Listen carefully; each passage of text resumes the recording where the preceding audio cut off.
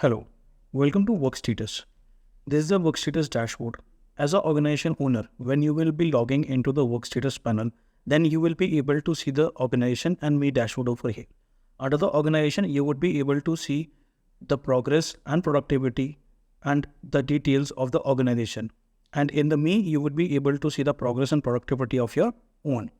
Within this organization, we also have the option to see the progress of any specific member, team, or department. Here, you would be able to see the total activity tracked by the organization, total work time, how many projects on which they have worked, and the members who are online, offline, and the rest of the details about the organization.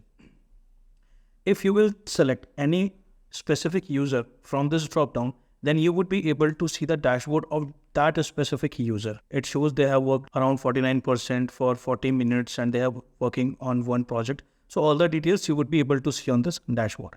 And then you will be having the me here. You would be able to see your own productivity and progress, what you are doing. It's your own dashboard.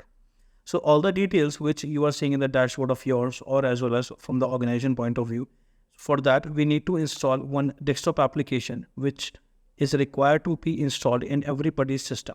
Once it is installed, then user will be having the projects on which they need to work defined in this project. They just need to click on any of the project and this timer will get started.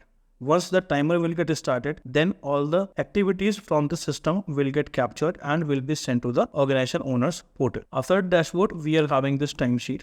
This timesheet is basically showing the details that what you have done throughout this any specific day or the days for which you are searching.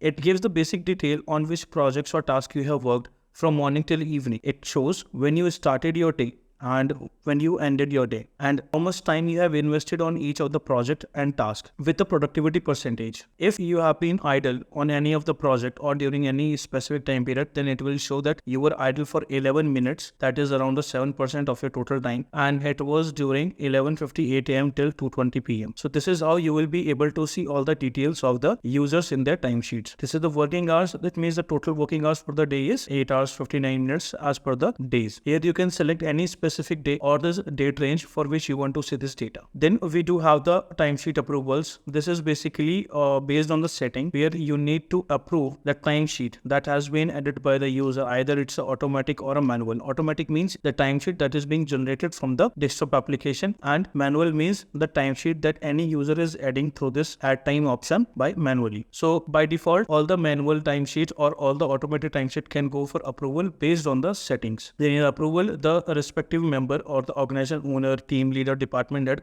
would be able to approve the timesheet of their subordinates. Then there is an option of attendance. In this, you will be able to see the attendance of the user for 1 month. By default, we show the last 30 days, and here you can select the last 6 months for which you want to see the attendance. It shows the total days, total working days, and how much days you were present and how much days you were absent. So it gives you a complete glimpse of the attendance of the user. And if you have set the schedule, so here we are having the schedules. So based on the schedules, if you have set it for any specific user, they are running their timer. So it will check that either the user has started the timer based on the schedule set or not. If it is late than the 9:30, suppose my schedule is set for the 9:30 a.m. and if I will be starting my tracker or this desktop application post 9:30, then in the attendance part, it will show me late by 7 hours 45 minutes, late by 47 minutes, or late by 52 minutes, 4 hours, 57 minutes. So this basically comes when you have scheduled the shift for any specific user. If you have been late, then there will be an email which will be shoot to the organization owner, manager and the user that you are late for your defined schedule. After the attendance, we are having this activity section here. You can see the activity. So it shows a screenshot from here. As an organization owner, you can select any of the user for which you want to see the screenshots. From here you can select, and if the team leader or department head, then I will be having the list of those users only which are under my department or in my team. From here you can set the date, and here you would be able to see the list of all the screenshots that has been captured throughout that day. With every screenshot you can check the data, like what exactly is running inside the screen, on what user was working, and what was the activity during this period. Activity is combined of mouse and keyboard activity, and the time duration of this screenshot. So this is how you will be able to see the screenshot for whole day for any specific user. And you can also check the application. Application means the application on which the user has worked that day. You can select any specific date. Here you will be able to see in the application. In the application section, you would be able to see the list of all the applications that I have opened in my system throughout the day, and like how much time I have spent on that, and either it was a productive or unproductive. Productive, unproductive, you can do set from the settings. So here you would be able to see the name of the application, the time duration when I opened this application, and how much time I spent on it. Similarly, you will be able to see the URLs for that day, like on which URLs I have worked or I have served throughout any browser. It gives you like details like what is the main URL that you have served, and when you click on it, it gives you the exact URL, the child URLs. These are the parent or main domains, and when you click on it, it will give you the child URLs where the user was landed with the time spent on each of them. This is also, you will be able to see that either they are productive or unproductive. Productive, unproductive, you would be able to set from the settings. So after the activity, we do have the projects. So this application is also used for the complete project management, end-to-end project management. So here, these are the list of projects, and with the status, how many projects are running, how many are yet to start, in progress, on hold, completed, and archived, answered. And you can also put the filters, and you can search any specific project. Suppose I am searching this Workstatus project, right? It will give me the detail or the list of the Workstatus project. When I will click on it, it will lead me to the overview page of this specific project. In the overview page, you will be able to see like what is the project description, how many milestones are there, and the comments that has been added by the any specific user. Here in the milestones, you can check how many milestones has been created within this project and how many to-dos has been created within this project. So in to-dos, you will also be able to see the to-do status details. So total, there are 1061 to-dos or tasks that has been created, and these are the status in which they are lying. By default, there are the to-do groups that need to be created because to-do is created within the to-do groups. You cannot create the to-do without any to-do group. So if you are not adding any to-do group and adding any to-do, that will go directly into the default group. Otherwise, you can create the groups. So as in our company, we used to create these groups as to maintain the sprints. So you can categorize your tasks, and you can create the to-do group by the name of your category, sprint, or any specific domain, and then you can create the task under that. So when you will open any specific to-do group, it will show you the list of all the to-dos that are lying inside this particular to-do group with the status and details. Like these are the status: yet to start, need help, in progress, ready for test, in open, right? So it will give you the number of to-dos that are lying in this particular to-do status. Now here you can see the list of all the to-dos. Every to-do name will give you the like to-do ID, and then this is the name bug, or you have created it as a bug or enhancement. The priority, it's a low priority or it's a high priority. Then it's a billable or non-billable.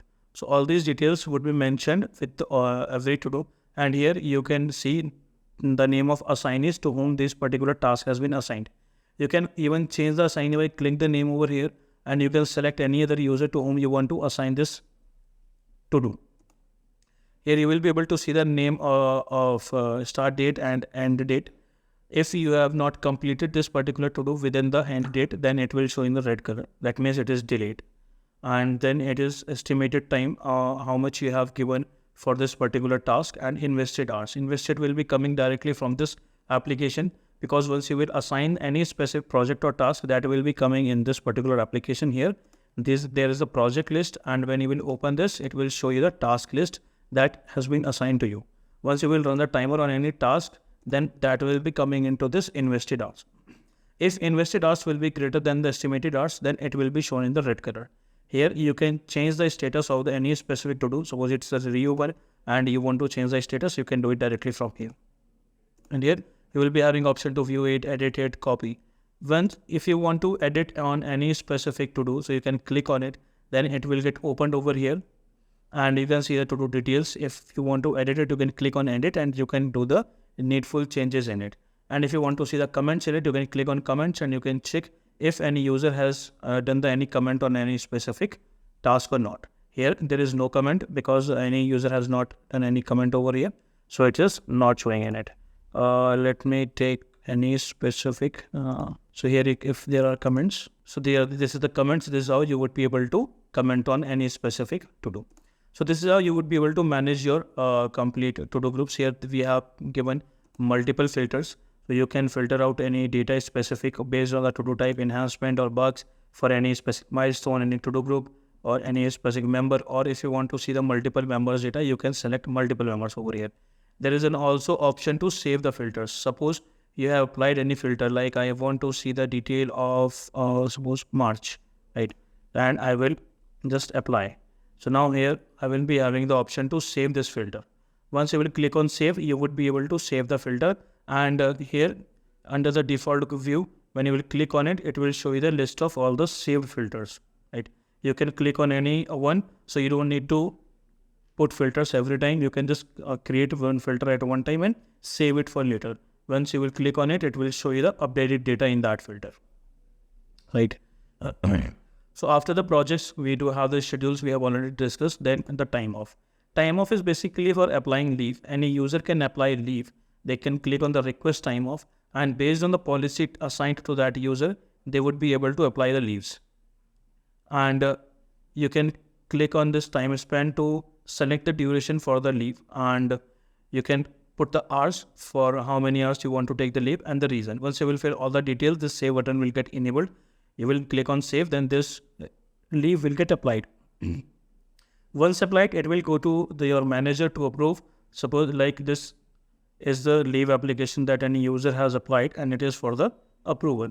So you can click over here, you can deny or approve it. Once you will approve or deny, then that leave will be applied by the specific user, and he would be able to take that. Then we do have the multiple reports. Before reports, we also have the option of the job site, where you would be able to create a job site for any specific user. This is for the geofencing. If you having the field forces, and if you want to restrict any user to work in any specific area, then you can create the job site for any user. And to create the job site, you can click on add job site. Here you can put the name of that job site and give the address. Based on the address, it will give you the selection area. And here you can select the radius for the geofencing. It's a 150 meter or 200 meter. Minimum is a 150 meter and maximum is 1000 meters. Based on that, you can select and you can click on continue. And from here, you would be able to assign the member to that specific job site. So once job site is assigned to that user will be able to go to that job site and he will be able to run it.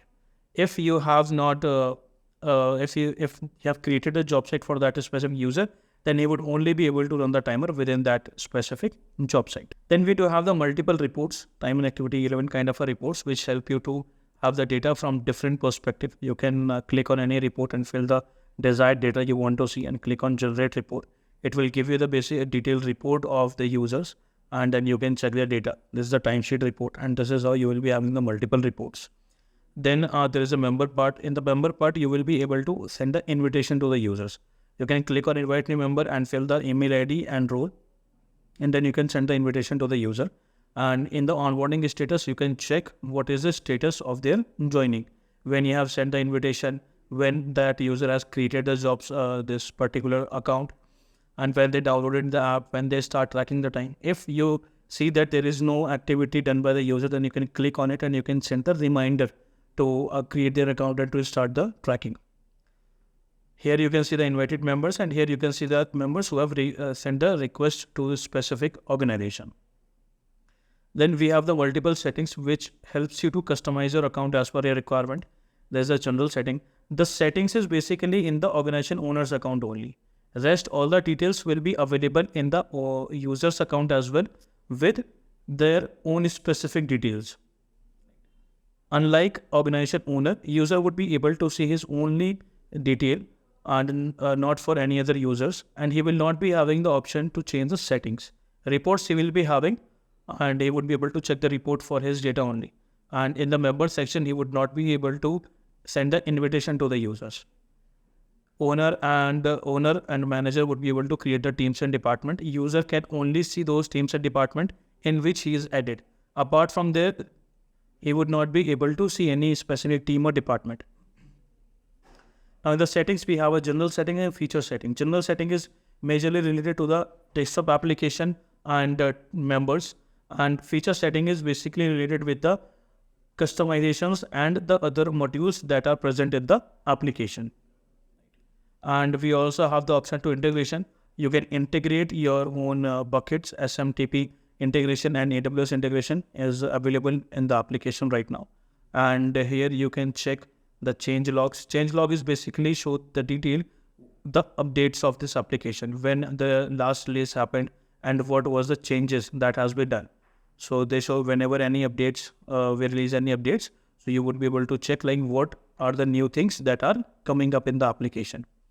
And then there is a help desk. Suppose if you are having any issue or any doubt, you can click on help desk icon and you can contact to the given contact details, and you can also initiate the chat with us. With this, we have this screen-wise help. Here on every screen, there will be an option to explain this screen. And when you will click on it, there will be a video open which will be explaining this specific screen. And if you want to visit Help Center, you can click on it. It will take you to the support page, which will be giving the detail of this specific page. Then here you can change the theme. It's a dark theme, it's a light theme.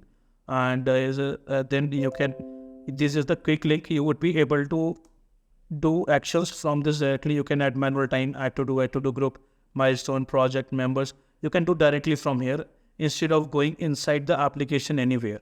And here you would be able to click your profile. You can change your profile. You can see your organization and you can do the logout.